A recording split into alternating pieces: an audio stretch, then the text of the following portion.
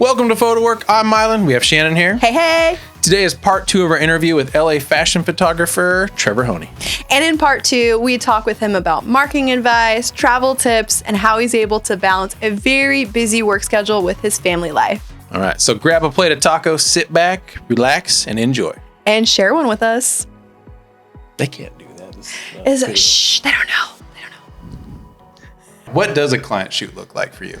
Yeah, and I've heard you guys do a good job at asking different even types of photographers this question, and there's so many answers. It's different. Every shoot, every client is different. Obviously, if it's in town, you get there. For the photographer, which I'm guessing is a lot of the viewers, you get to come in once stuff is a little bit already started. Usually hair and makeup and that stuff is the art directors and stuff. They'll get there, make sure everything's kind of locked and loaded as far as the production.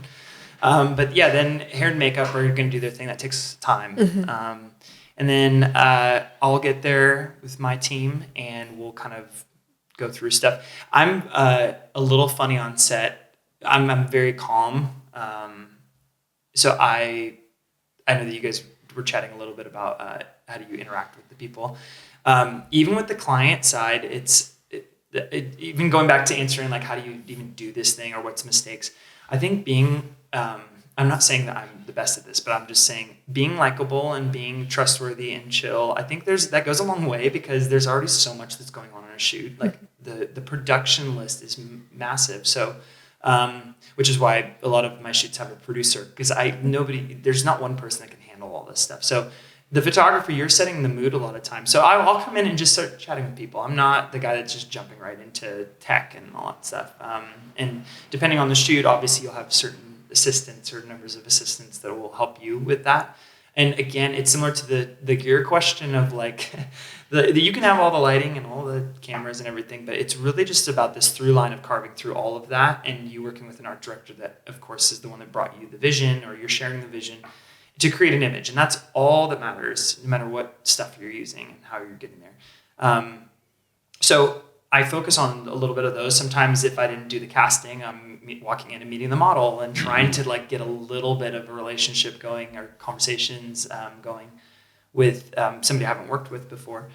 And then, yeah, of course, most of my, before we start shooting, while Glam's doing their thing, a lot of what I'm doing is talking with the people in charge. So the art director, the client, the stylist, those people, we kind of huddle up and make sure that we have our first look figured out. And if we need to change something because of the weather or the wind or the sun or whatever, that's all normal. So there's a lot of pivoting that can happen in the beginning of a shoot. And there's a lot of waiting. Usually I'm, hanging out by the food, just kind of chilling or drinking way too much coffee or something. Caffeine. Yeah. And then, for a lot of shoots I'm working on, there's a lot of pre-conversations, a lot of emails, a lot of mood boards or decks that are going back and forth on, what's our look and how many looks are we going to try to achieve and how are we going to do this and what's the narrative, what's the through line of the campaign, because somehow these images have to connect visually somehow. So a lot of it is talking. My job on set is to kind of manage the whole thing, and it takes, I think, a certain person to be able to do that, and I'm still working on that. So I'm learning. Every shoot's different, and you'll hear. I think every photographer would say that. And then we get our stuff together. Of course, we'll make sure that the techs and stuff we're locked and loaded. Lighting's ready to rock. Because again, the worst thing that happens is you get in, everything's ready to rock, and then it's a technical thing. So I try to get all the tools out of the way, and so that's not what I'm thinking about, and keep it as simple as possible. Yeah, and then the shoot happens. Obviously, we go look to look, so certain looks take a long time to get, and we'll fight for a while on a look that's not gelling. Sometimes that's the cue to move on and let's try something else. So yeah, you somehow along the day, depending on how many looks you have, I think that's something that's changing in fashion. Of course, people need more content, and shoots aren't getting necessarily cheaper, so you have to cram more into a day. And I get it.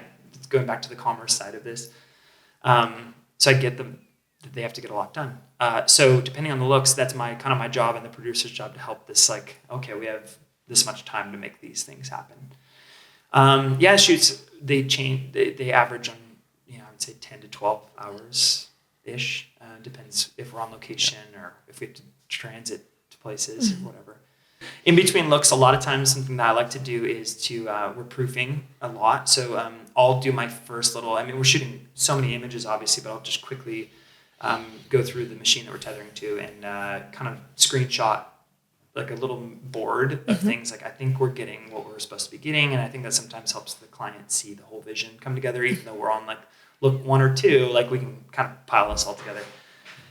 So that's a lot of times what I'm doing in between the looks. And for fashion, look changes take a while. You're dealing with styling and hair and makeup. So it's definitely not like, run into that bathroom and change real quick. There's a lot more to it.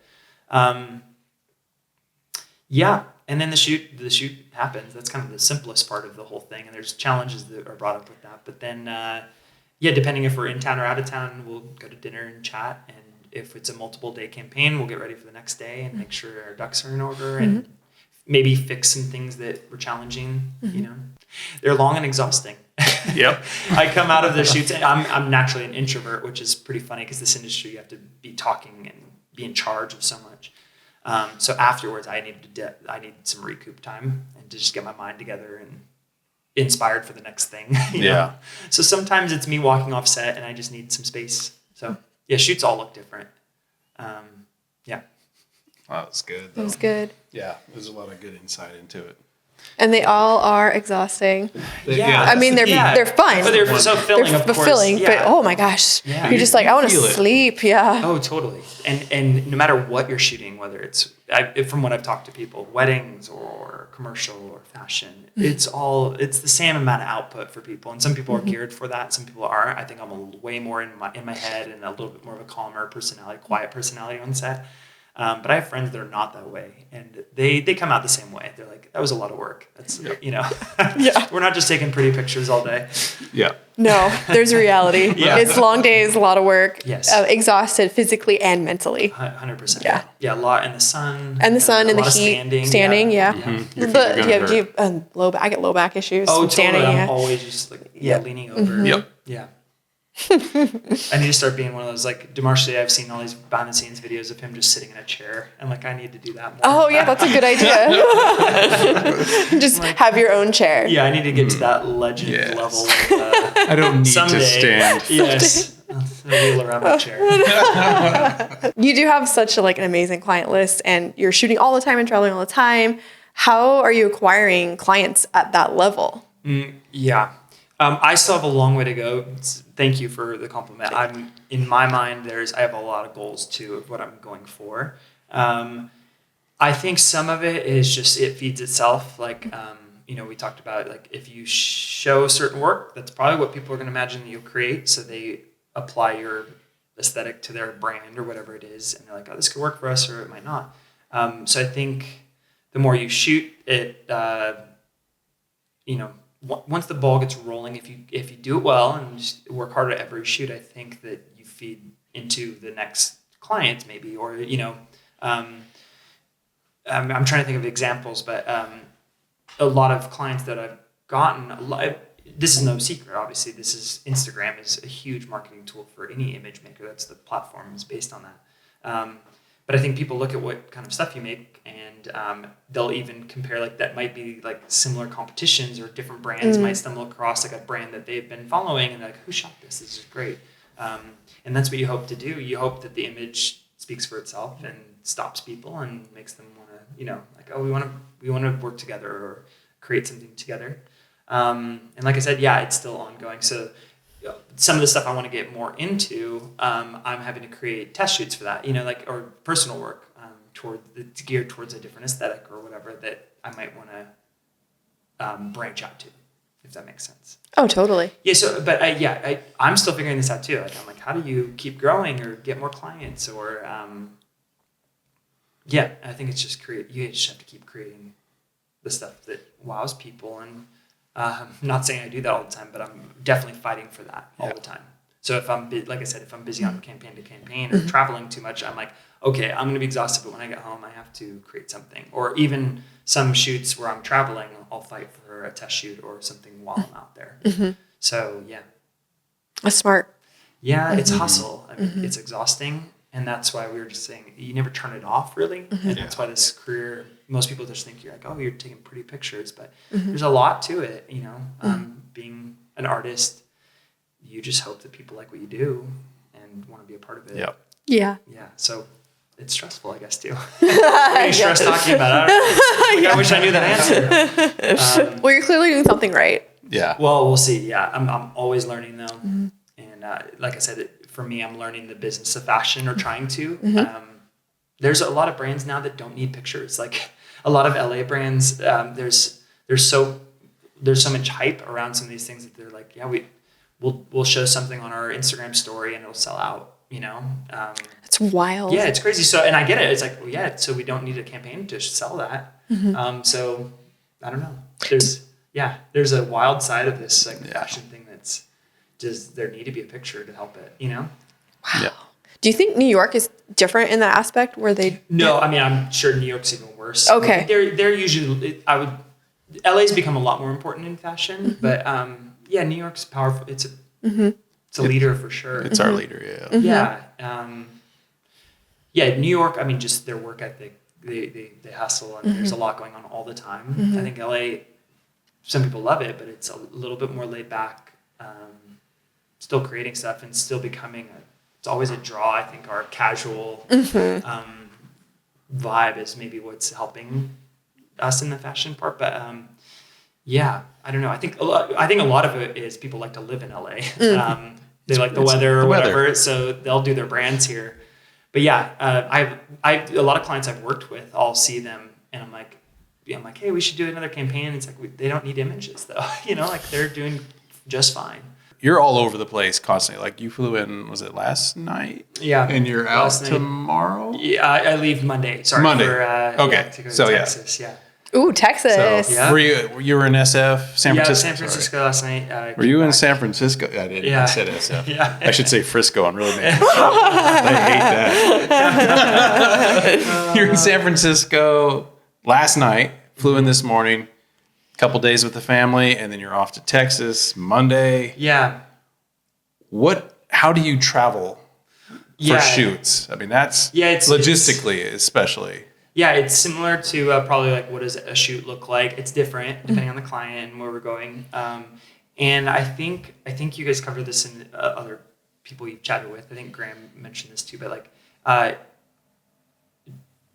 it goes in seasons, obviously. So I'm working in an industry that's very seasonal, obviously, and everything kind of lumps together. So I have a lot of friends that do music, and they say it's similar to like a tour season where it's like you kind of book your whatever we're working on right now, you know, like resort or whatever 2020, and you kind of just book up your lineup of what you can manage, and you take what you can get, obviously, but you have to schedule it all.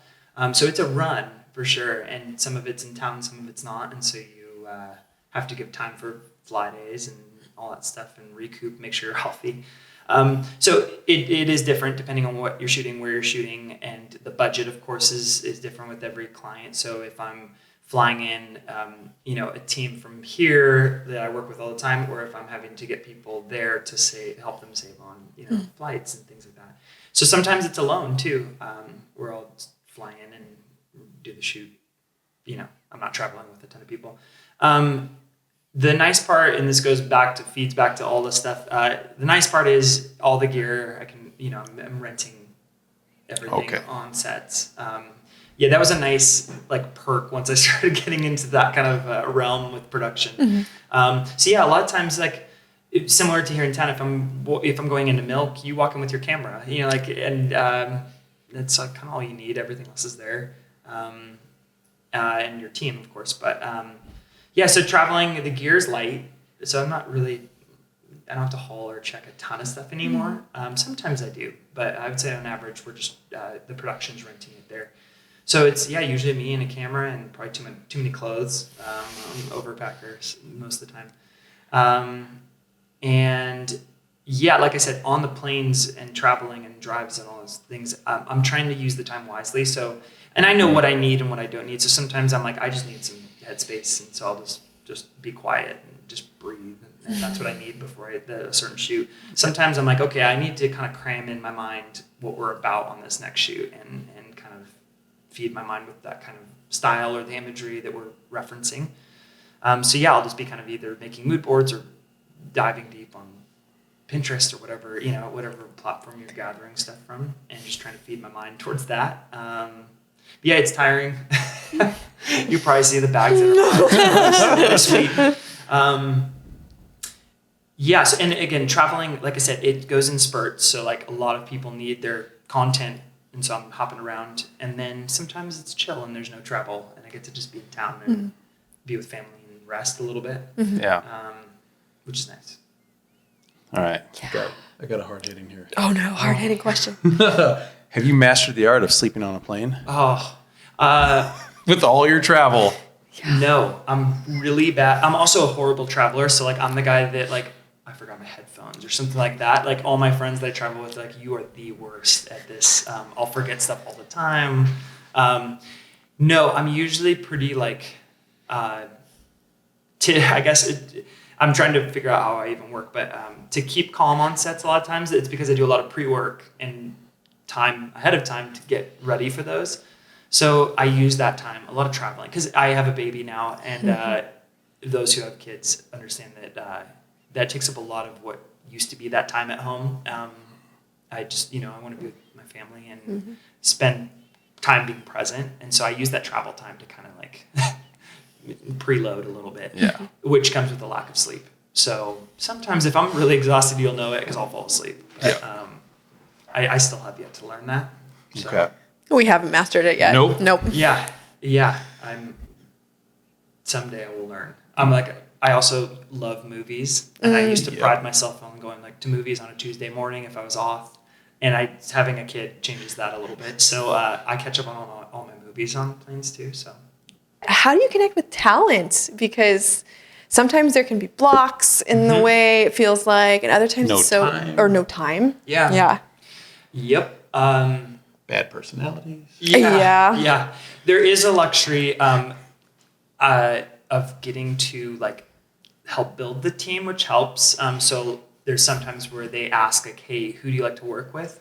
And so it could be everything from hair, makeup to stylist so like I love the days where I come on set and it feels like family, and so I don't have to like as much connect. It's more like catch up. Those are nice, and obviously I have a great like handful of clients where they feel like family literally because we're spending a lot of time together, and so a lot of it is just catching up. As far as like some of the talent stuff is the team. As far as the model side of that wing of talent. The glam, I can read pretty quickly if, they're also used to a lot of personalities and they're on set every day too. And so sometimes that's their time to just like have some quiet while they're getting hair and makeup done. So I'll just kind of read the room. And I will, it's play by play. It's definitely shoot by shoot where I'll just jump in and, kind of catch up where I need to. Yeah. Welcome to town. Welcome. Yeah. So it's play by play. I think I'm a very approachable and quiet. So I'm not the person that's like demanding something out of every person that I work with. And sometimes I like to, as far as at least the person I'm shooting with, that wing of the talent, I like to just kind of see what happens naturally. And that's sometimes like going back even to the first questions where it's how do you create something like a believable image even while you're trying to sell something. Some of that is just these guys and girls are very talented at what they do. Like the models carry a lot of what a shoot is about. Obviously, that's just why they're so important. And so my job is sometimes just to capture that, and I don't need to pull anything out of them. And sometimes I need to, if they're not, maybe the client wants something more lighthearted or more, maybe they want a more stoic thing. I'll have to direct a little bit, but nothing's too much of a surprise. Not, these models know what they're doing. So, we'll catch up in between looks. And like I said, it's depending on the shoot, some days we're going for like 20 looks and it's like, oh man, here we go. We don't have a ton of time to chat. Some days we're going for like 6 and it's like very doable and we're having lunch and hanging out and those kind of things. So you get to know people. And then, like I said, a lot of times I won't even be able to see the call sheet until they send it. And I'm like, oh, I didn't know we were going to work with that person. So we'll get to catch up a little bit. But if that's gearing towards what you were asking. No, it makes sense. Yeah. Yeah. Yeah, some of it's just being personable, Yeah. you know, Yeah. and just being kind and letting them, I don't know. So there's so many funny people too I love working with where it's just like I'll let them do the talking because it's just hilarious. Some, you know. There's a lot of personalities. Yes. Yeah. All that to say, I think I tend to be a little bit more in my head when I'm on a shoot, and part of that's the responsibility of being in charge of a shoot and having to manage, you know, all the teams and make sure we get an image that works. Some of that's just how I'm wired, you know. I'm not the guy that comes in and shouting orders or anything, so I'm pretty calm, and even if something goes bad, we just roll with it, you know. So that's where I want to talk about that. Yeah. How have you, because you have to work with a lot of unknown people sometimes. There's a lot of unknowns with shoots, of course. Yeah. But sometimes you'll get dropped a model, say. We'll go very specific. You get a model and it's not the personalities aren't gelling. You get roadblocks or blocks or something. And you're having that hard time connecting. How do you persevere through that? Because you kind of have to, because for sure, the contract's signed and we're shooting today. Yeah. Those are great questions, and I have had those. I think I'm pretty easy to gel with, so I think at least if there was like a personality difference, I don't think it would be with me and the subject. I'm pretty like there's so many different personalities, so I just kind of roll with what they're putting out basically. And sometimes, like, you know, I've had times where like a client, you know, they're not intentional, but they'll say something that might throw the model off or something, and it's my job to bring them back and like to hone this whole thing back in. So I don't know if there's tricks for it. I think it's just coming in on set if they know that you're kind of the safe place. That's sometimes a great tool, and it doesn't mean you're gonna not get what you need to get at. You're as the photographer, your job is to, you know, get clients' images. Like that's at the end of the day, whether it's a good chemistry or not. So yeah, there's definitely people that are very different than me, and even how they are on set. But I like the differences, so I kind of pull from that. If they're crazy or loud, there's sometimes where I have to say like, okay, we have to stop talking. We're like every you know shot we're getting, it's like in between a laugh or they're talking, because you know obviously on a commercial shoot, behind the camera is a hilarious sight. There's computers and people taking social media and a huge crew of people that are looking at the talent. So yeah, it's just different every time. But I would say just being calm and not making it too big of a deal if there are some major issues or differences, you know. And again, sometimes like the models are freezing cold, and you know obviously we're shooting in opposite seasons usually than what we're actually in, so they could be freezing, and I just try to be buddies and bring them, you know, have styling, bring them their robe really quick, or you know just stand right outside the camera. And I think once they see that you're on their side and we're all here together, and like the sooner we get the shot, the sooner we move on, you know. That's sometimes a good thing to remember when shooting. So we can fight through this as long as we want, but we have to get the shot. Yes. Yeah. Everyone's there for that too. Even models or, you know, everybody. We all are on the same page. We're here. Let's get it same done. Amount of time. The time could be different if we just get this going. We can be cool, or we can just fight. No. Yeah. Maybe not fight. No fights. No fights, please. I think in my case, whenever I have a personality that I don't gel with, there's a minute where I feel like my creativity just got zapped. Yeah, there's a lot of that's actually a great whole subject, is like when something goes wrong. You know, like it could be technical too. Like I've had things where it's like, oh my gosh, we were planning on this to work and it doesn't look like it did in the pre-light or whatever.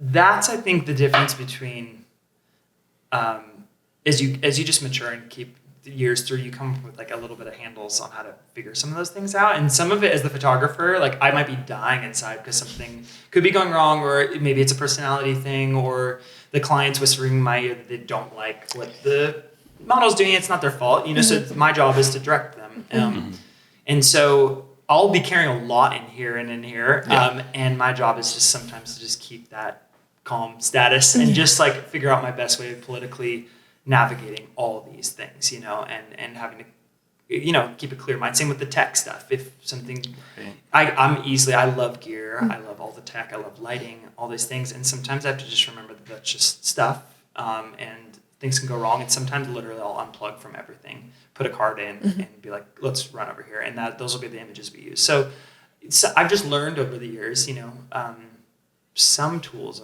of how to do that. But there's definitely times where it's like, this is not good. Like this is a big point of the shoot where this is not going to work. And I have to manage that sometimes. And sometimes I'll go to the person where I think it might work. Like a lot of, I work with some really great, hair and makeup people, and I might talk through them a little bit and like, hey, what's the issue? Or, and not saying it's always about the model, but it could be about anything. It could be somebody's having a bad attitude or something. Right. I will say my overarching answer to this, I'm lucky to work with some really great people. But of course, when you work with new people, there's always some personality stuff. And some people handle stress different and they show it on set. Some people, unfortunately, with the model side, they have to, similar to a photographer, they have to just be on, and that's what they're paid to do. And and again, I get to work with some amazing people. And the more we get to know each other, they'll tell me some things in their life, and I'm like, how are you here today? How are you showing up? And that's insane. And they do an amazing professional job shutting that out, and the stuff that's going on in their lives that I'll hear about on set or we'll chat before the shoot. And you help them too, just carry the whole thing through. But it's crazy. I mean, shoots are crazy. I mentioned that because of our daughter, we were in the NICU for 5 months. And work went on. Like I had to leave, my wife in the hospital with our baby, and I would fly out, and I'd have to show up on set like, all right, because I can't let I'm not getting paid to have my life circumstances brought into a shoot, and so I have to put it on, and that's even more exhausting when something's going on in life, So that could have been me, where I come in with a bad attitude, but I have to really just be professional, and figure that out and lead the whole thing. So. Challenging. Every shoot's different, though. That's the answer to all these. Every single shoot is a new set of scenarios. Yes. But how do you balance your family life and your very busy work life? Yeah. See, those are the questions. I'm glad you guys are talking about this out there. That's the stuff that a lot of people don't talk about. And we talked about this right when I met you guys and walked in. How photography, I'd say one major part of photography, it's very lonely. You can have friends that are in the industry that can kind of understand what you're going through, but really your whole engine, like social media, you always have to be thinking about what's the next shoot you're going to do? How are you going to keep elevating client relationship? That's like, even if you're not shooting, that's going on all the time because you're carrying this business along. That's a, freelance style platform business. So it's, you're carrying a lot. And so when you're home, that doesn't stop really. And that's really tricky. My wife and I have an amazing wife, by the way. And I get a lot of questions like, how do you work in fashion? And, how does your wife let you, do all these things, work with models and all these things? She's such a good support and an amazing person too. So I get that weird question, which I didn't think was a thing because I come from an art background. So that's just not a thing to me. But yeah, as far as just the work-life thing, I'm not doing it as well as I probably should. But I think, number one, having a kid changes things. And that's been a big thing for me. I might play it off like I don't care, but I've for the last 10 years, I've been pretty obsessed on business and building something. And I think that's the city kind of draws that out of you. Like, what do you want to be? And you're surrounded by people that are driven all the time. And I think that was my kind of sole purpose or whatever in why I'm here is just kind of focusing on this stuff. And so I didn't have as good of a work life balance as I do now. And ironically, I'm busier now than I was back then, obviously, because I think hopefully you get busier as you go on.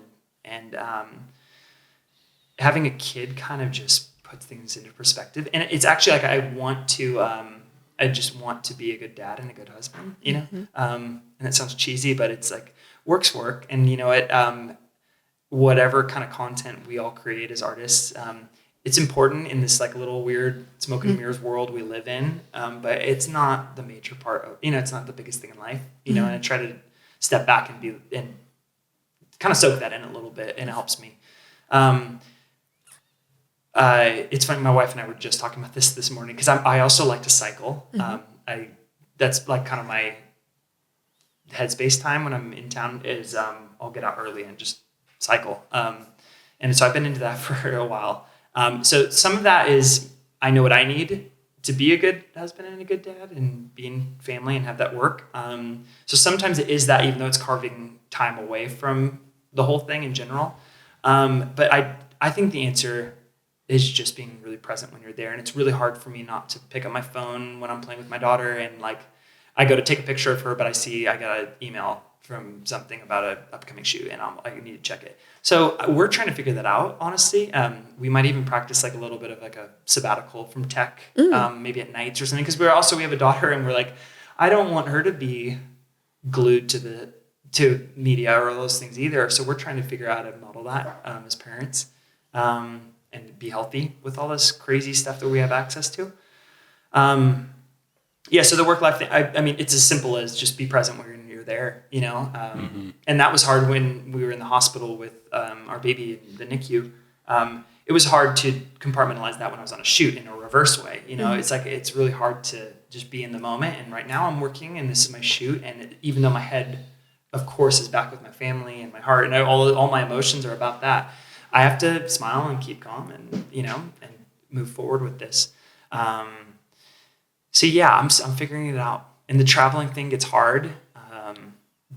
My wife and I were not like huge phone talkers. So like we're the worst actually. So I'll send a text before like bed and I'm like, I'm sorry, I forgot to call or whatever, or we were on set all day. So there's a lot of grace with it too. She's kind and very supportive of me and what we're doing, you know, with this crazy career.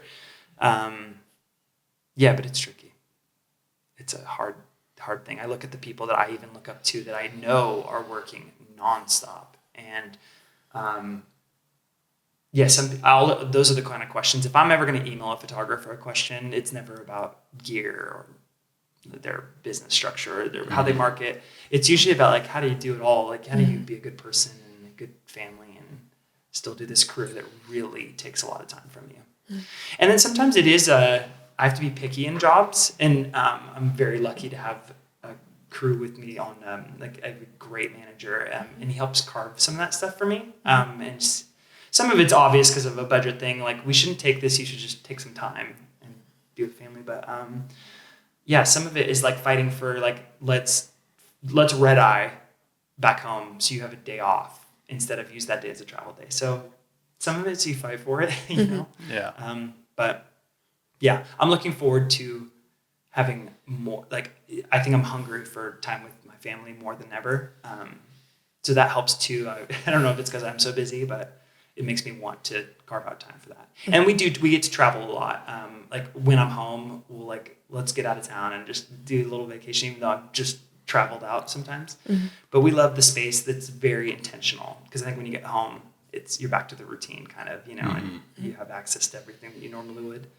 So sometimes just getting out, that's what my wife and I have found a huge value in that. It's just like, as soon as I get home from like a long campaign, the last thing I want to do is pack up again, but I know it's good for us. So like sometimes we'll just jump from that to like a little, you know, trip to Los Olivos or Palm Springs or something like that that's close enough, but gives us really good intentional catch-up time. So yeah. It's a good tip. Good, yeah. I don't know the answer. I should be asking other people that question. On that subject of family, do you bring photos of your daughter the same energy you do from your shoots? Can you turn it off is what I'm actually asking. That's amazing. I get critiqued a lot. Like when I'm with my family, there's been times where we'll even go to Europe and I don't bring a camera. I'm like the least photographer. Like I have friends that's like, they're always going to be they're always attached to the lens. And I don't know if it's just because I'm shooting too much or I don't know. It's the last thing I want to do. I kind of just want to be present and look at it. And not saying that that's a bad thing to shoot everything, but I have to remember sometimes like, oh my gosh, I have to capture some of these moments, because that's the amazing part about photography is that you do stop time in a sense. But even though we're working in a commercial world, but I should be using that more for personal stuff. I don't know if this answers this. My daughter is very active. Like anyone that knows us and knows my daughter, she's a goer. So the energy is probably just me trying to capture her, and it's just coming out, like the slight little motion blur adds a lot of narrative to that kind of image. But that's hilarious you say that, because I feel like I'm horrible at taking personal pictures, and that even goes back to social media, and like it's so funny. I think people are just kind of, pretty pictures are great, but I think people, especially now, if we're talking to photographers, they kind of want to see like life a little bit too. Like, and I know I'm the worst at this, and that's a very obvious statement, but I'm trying to fight for like, all right, I could just show a little bit more personality, not just like, here's another campaign or here's some of that stuff. So yeah, I'm learning that. I have to fight for that big time. So yeah, my daughter's a moving target, so yeah, there's no setting up lights. No setting up lights. It's a she'll very be behind the lights, real raw moment. Climbing the lights. Yeah, many shots taken to get that one picture that kind of worked. I think we are the same way when we travel. It's like nope. Yeah. No, I'm done. It's funny. My wife. If the Wi-Fi doesn't work, it's even better. Oh yeah, totally. My wife got a camera, and she was not trained or anything like that, but she's learned really quick over like a year or something.